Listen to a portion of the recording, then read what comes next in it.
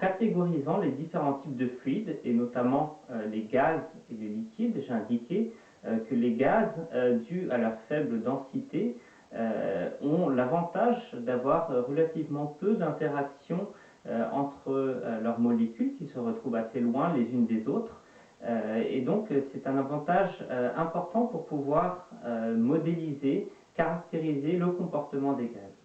Et en particulier, il existe un modèle qu'on appelle le modèle des gaz parfaits, qui est très utilisé car assez général. Il s'applique à beaucoup de gaz différents, et il s'applique de manière relativement bonne à l'air, par exemple, dans des conditions proches des conditions ambiantes, qui permettent de décrire le fonctionnement et la relation entre les différentes propriétés thermophysiques de l'air lorsqu'il subit des transformations. Alors par définition, un gaz parfait, il est défini comme constitué de molécules qui n'ont pas d'autres interactions que les chocs élastiques provenant de l'agitation thermique. Alors on ne va pas rentrer dans les détails de la signification de chacun des termes, mais à l'intérieur du gaz, on a une certaine agitation thermique qui donne une énergie cinétique aux différentes molécules. Cette énergie cinétique se retrouve sous différentes formes, mais une des formes, c'est le déplacement et la vitesse de déplacement de ces molécules dans l'espace, qui ont parfois ce qu'on appelle des chocs élastiques, c'est-à-dire des interactions qui leur permettent notamment d'échanger de l'énergie cinétique. On considère dans ce modèle que c'est la seule interaction possible, étant donné que la plupart du temps, les molécules sont suffisamment loin pour que les autres types d'interactions soient négligeables. Alors en pratique, quel gaz rentre dans cette catégorie et peut donc être considéré raisonnablement comme se comportant comme un gaz parfait? Alors on va retrouver beaucoup de gaz dans ces conditions. En fait, on retrouve de manière générale les gaz qui sont loin de leurs conditions de liquéfaction.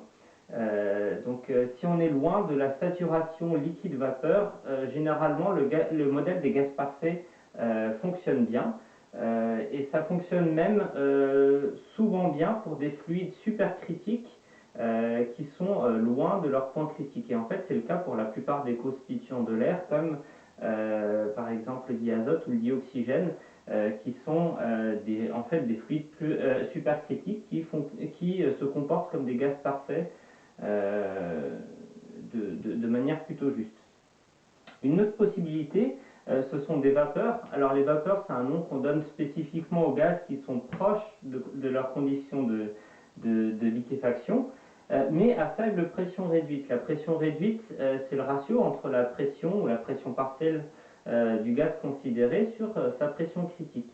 Et ça, un exemple particulier, c'est par exemple la vapeur d'eau qu'on va retrouver mélangée dans l'air ambiant. Cette vapeur d'eau se retrouve à une pression partielle très très faible vis-à-vis de la pression critique de l'eau, et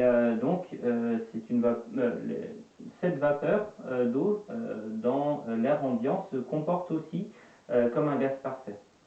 Alors à noter qu'il existe quand même un certain nombre de gaz qui ne rentrent pas dans ces conditions, et par rapport à ceux qu'on va voir dans le cadre de ce cours, on peut penser par exemple aux fluides frigorigènes.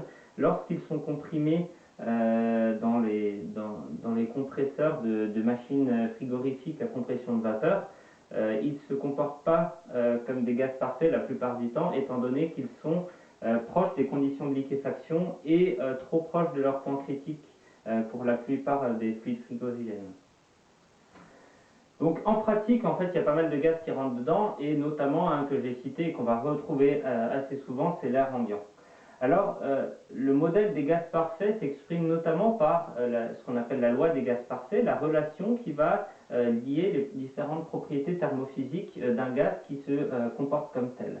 Alors, une expression de la loi des gaz parfaits qui correspond généralement à la première que vous avez vue dans votre vie vous donne que PV est égal à nRT. C'est une façon d'exprimer les choses qui est habituelle, notamment dans le cadre de la chimie. P correspond à la pression, donc en unité SI ou homogène au système international, ce sera des pascals. Le volume exprimé en mètres cubes. N, donc la quantité de matière qui correspond au nombre de moles, en mol. T, la température. Alors attention, il faut bien utiliser la température absolue, c'est-à-dire en Kelvin. Et R, la constante universelle des gaz parfaits. Alors R, c'est donc une constante, comme le nom l'indique, universelle, hein, peu importe le gaz considéré, ça sera toujours la même. En fait, elle n'est pas unique, enfin elle n'est pas indépendante d'autres grandes variables de la physique, et en fait on peut la mettre directement en relation avec le nombre d'Avogadro et la constance de Boltzmann. Et donc ici j'ai indiqué une valeur approximative de cette constante universelle.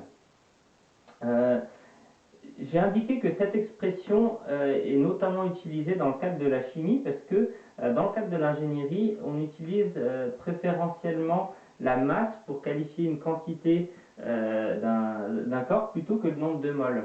Et donc je vous indique ici une autre expression de la même loi des gaz parfaits qui nous donne PV est égal à RT avec cette fois-ci un petit v. Donc cette fois-ci c'est le volume spécifique, c'est-à-dire la masse rapportée au kilogramme, enfin en mètre cube par kilogramme, et petit r ici qui correspond à la constante spécifique des gaz parfaits, c'est-à-dire une constante qui cette fois-ci dépendra du gaz considéré. Mais étant donné qu'on utilise souvent un petit peu les mêmes gaz, c'est quand même quelque chose qui fonctionne bien d'utiliser des constantes spécifiques. Cette constante spécifique, c'est simplement le ratio entre la constante universelle des gaz parfaits et la masse molaire du gaz.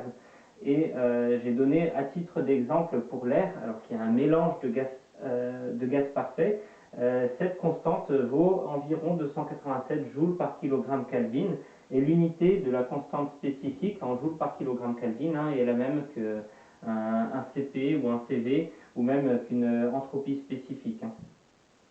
Donc voilà pour le modèle et l'équation des gaz parfaits.